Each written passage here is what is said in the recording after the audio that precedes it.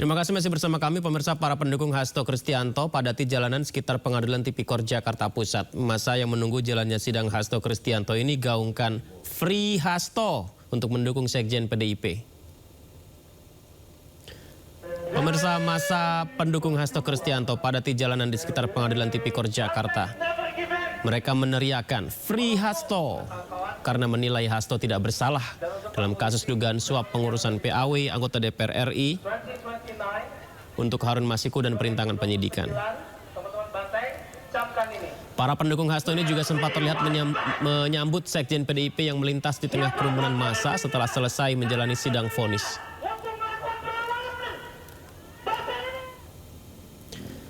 Sebelumnya sejak pagi tadi, massa pendukung Hasto telah berkumpul di kawasan Gedung Tipikor Jakarta untuk memberi dukungan sambil berorasi.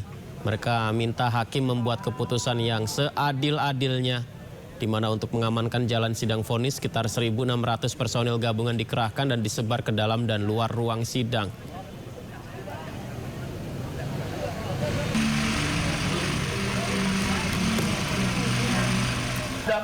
Majelis Hakim sidang vonis kasus dugaan suap pengurusan PAW anggota DPR RI untuk Harun Masiku dan perintangan penyidikan menjatuhkan vonis 3,5 tahun penjara kepada Sekjen PDI Perjuangan Hasto Kristianto.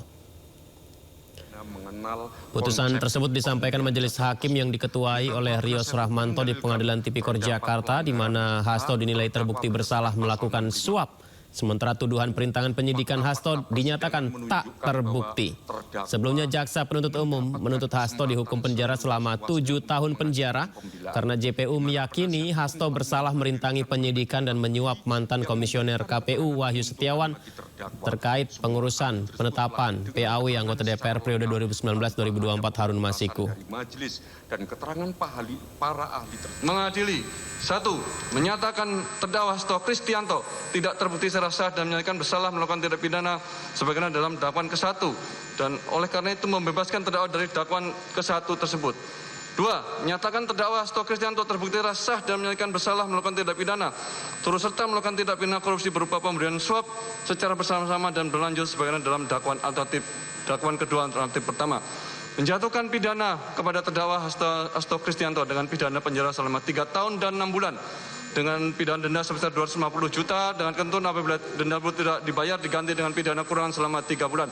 Menetapkan masa penangkapan dan penahanan telah jadi terdakwa dikurangkan pidana yang dijatuhkan, menetapkan terdakwa tetap ditahan, menetapkan barang bukti dari nomor 1 sampai 205 digunakan dalam perkara atas nama Harun Masiku kecuali 1 buah buku warna hitam berisikan Kompas, 1 di mana di dalam persidangan ini juga sudah menyatakan seluruh dana di bawah sumpah ya itu berasal dari Harun Masiku.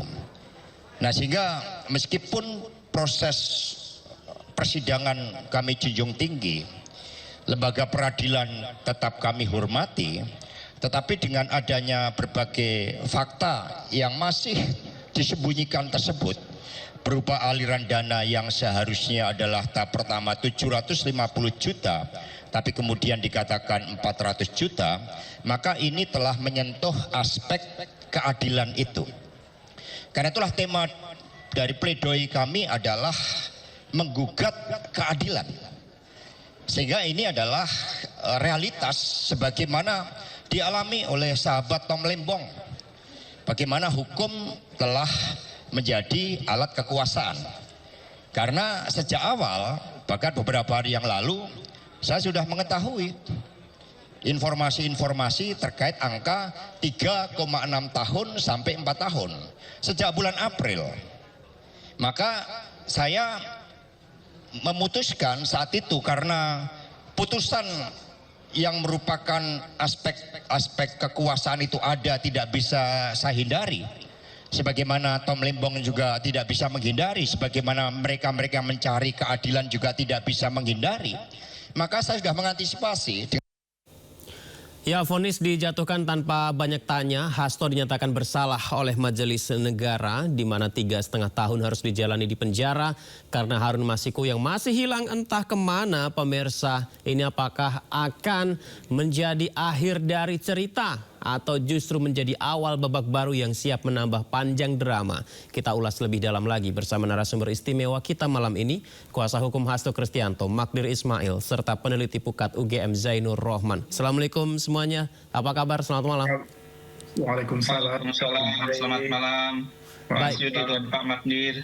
Terima kasih banyak sudah bergabung di Dialog Sindo Prime. Pak Magdir, terima kasih ya Pak setelah menjalani persidangan vonis hari ini tapi tetap bersedia bergabung di dialog ini. Satu hal yang ingin saya tanyakan Pak, bagaimana setelah divonis 3 tahun 6 bulan penjara, apakah ini akan menjadi salah satu hal banding yang akan dilakukan oleh tim kuasa hukum? Kami memang sedang mempertimbangkan untuk banding ya. Karena bagaimanapun juga menurut hemat saya putusan tadi terutama pertimbangan-pertimbangannya bisa menimbulkan banyak spekulasi ya.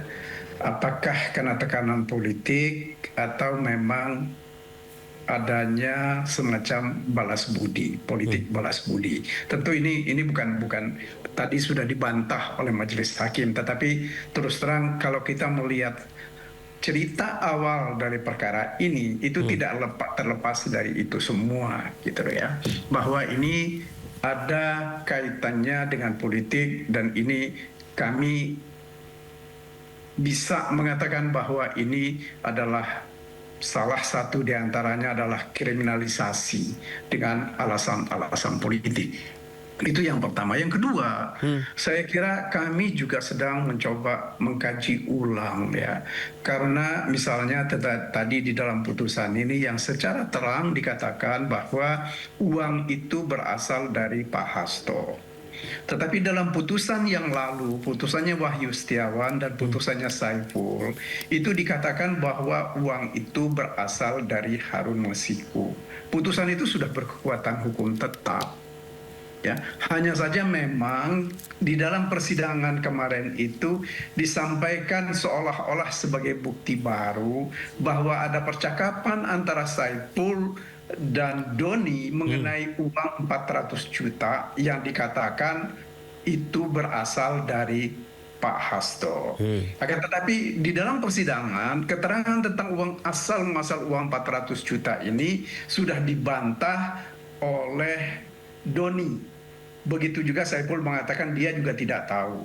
Bahkan salah satu diantaranya juga saksi yang mengatakan, Kusnadi juga mengatakan bahwa itu uang berasal dari Harun Masiku. Tetapi hakim dalam pertimbangannya tadi mengkesampingkan keterangan mereka. Karena dianggap orang-orang ini semacam orang yang punya keterikatan dengan Pak Hasto. Itu yang jadi problem. Tetapi beginilah, satu hal saya kira yang perlu kita cermati betul secara baik. Terjadinya perbedaan faktual ya dari persidangan-persidangan ini tidak terlepas dari kebijakan KPK melakukan splitsing terhadap perkara. Ya, akibatnya para saksi saling bersaksi, bahkan yang dulu ketika mereka menerangkan di dalam perkaranya mereka itu tidak ada, sekarang bisa ada. Nah, ini menurut hemat kami praktek-praktek ini ya tidak seharusnya terjadi, karena bagaimanapun juga ini kan bukan perkara rumit gitu loh ya. Bukan perkara yang melibatkan kegiatan organisasi. Seharusnya mudah ya Pak. Ya, perkara mudah kok. Tetapi kenapa itu yang kedua? Yang ketiga, ini harus menunggu 5 tahun. Bayangkan, untuk apa sih sebenarnya? Ya kan? Nah, ini hal-hal yang menurut catatan kami yang tentu kami pertimbangkan untuk menjadi alasan melakukan banding atau apapun nanti. Baik. Meskipun yang jadi problem sekarang ini adalah kalau memang betul bahwa terbukti atau pernyataan hakim ini benar bahwa uang 400 juta yang diberikan kemudian kepada Wahyu Setiawan berasal dari Pak Hasto, sementara dalam perkaranya Saiful Bahri uang itu berasal dari Harun Masiku. Ini kan ada 2 perbedaan di dalam putusan ya. Ya, tentang fakta terhadap hal yang sama.